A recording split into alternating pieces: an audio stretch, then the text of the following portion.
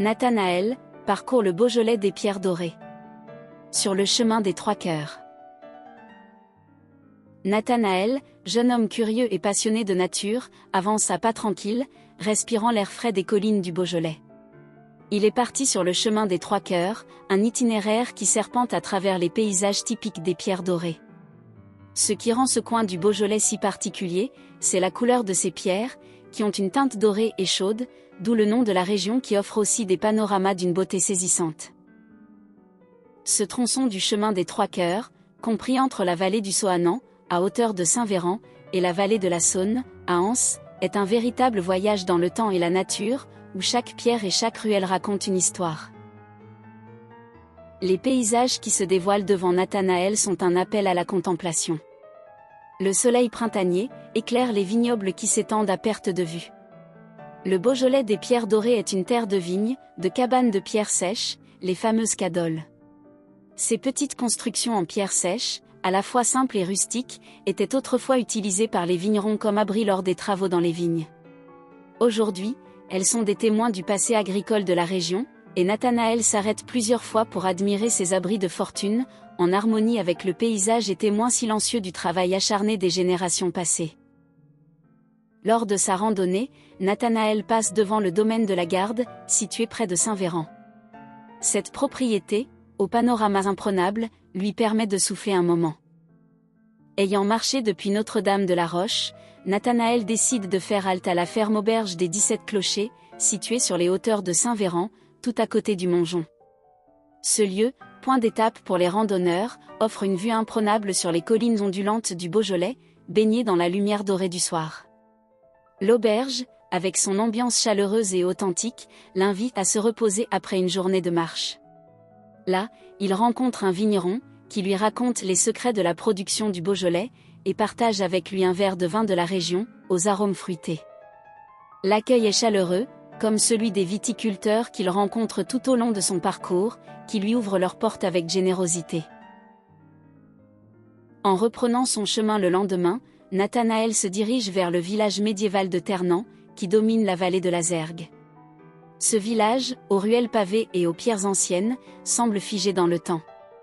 À travers ses remparts et ses ruelles étroites, Nathanaël s'imagine la vie telle qu'elle était au Moyen Âge. Il traverse des vignobles, des villages médiévaux, et rencontre des habitants passionnés par leur terre, leur culture et leur histoire. Après avoir traversé la vallée de la Zergue, Nathanaël monte vers Sainte-Paule. Il s'arrête à l'église pour admirer le bénitier sculpté, du XVIe siècle. Ce joyau lui rappelle que cette terre a été traversée par l'histoire religieuse et spirituelle. Les pierres, les églises sont des témoins de siècles de civilisation. Nathanaël se dirige ensuite vers le village d'Ouin, un autre joyau des pierres dorées. Le village est classé parmi les plus beaux villages de France, et ses ruelles pavées et ses maisons en pierre dorée témoignent de la richesse de son passé médiéval. Son église imposante qui domine la vallée, et son donjon transportent Nathanaël dans un univers prodigieux.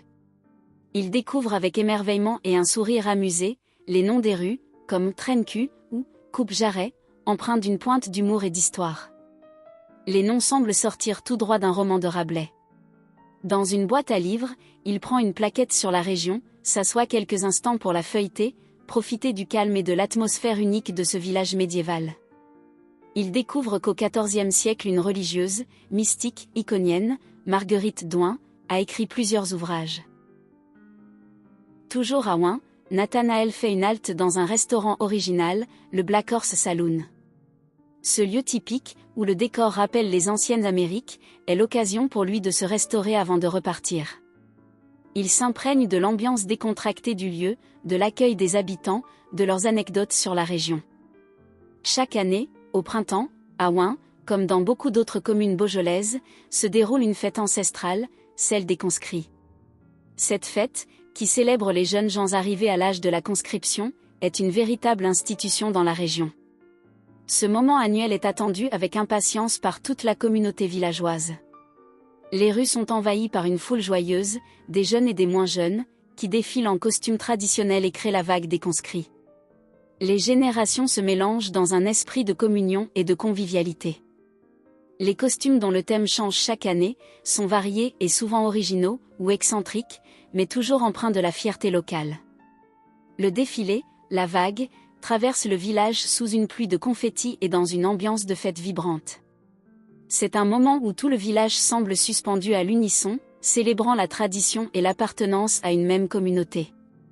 Nathanaël poursuit sa route, traversant les vignes du Beaujolais. À la fin de l'été, l'air est chargé de l'odeur des grappes mûries sous le soleil.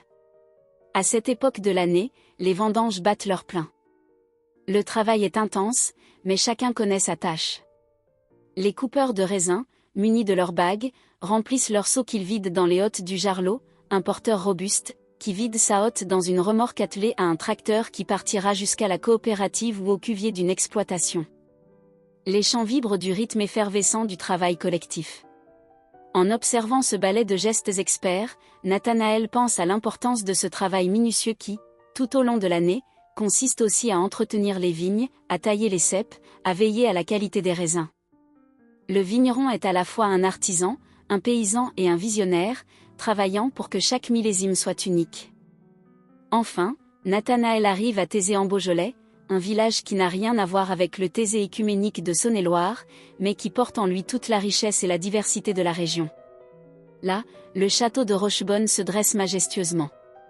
Nathanaël monte jusqu'à la Madone, un lieu offrant une vue imprenable sur la vallée.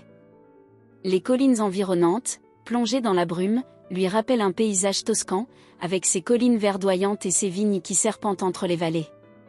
C'est un moment de calme et de contemplation, où Nathanaël se sent en harmonie avec la nature. Il prend un moment pour savourer le silence et la beauté de l'endroit, avant de redescendre vers Anse et la vallée de la Saône. À chaque étape de son périple, Nathanaël découvre une région magnifique, riche en histoire, en tradition et en beauté naturelle. De la fête des conscrits, aux vendanges, des cadoles, aux villages médiévaux, chaque étape a été une immersion dans le passé et le présent de cette région viticole. Le Beaujolais des Pierres Dorées est un lieu où le patrimoine, la culture et les paysages se rencontrent pour offrir une expérience unique. Son périple, à travers les villages, les vignes et les vallons, est une immersion dans la vie rurale, dans un monde qui, bien que profondément ancré dans ses racines, sait aussi évoluer avec son temps.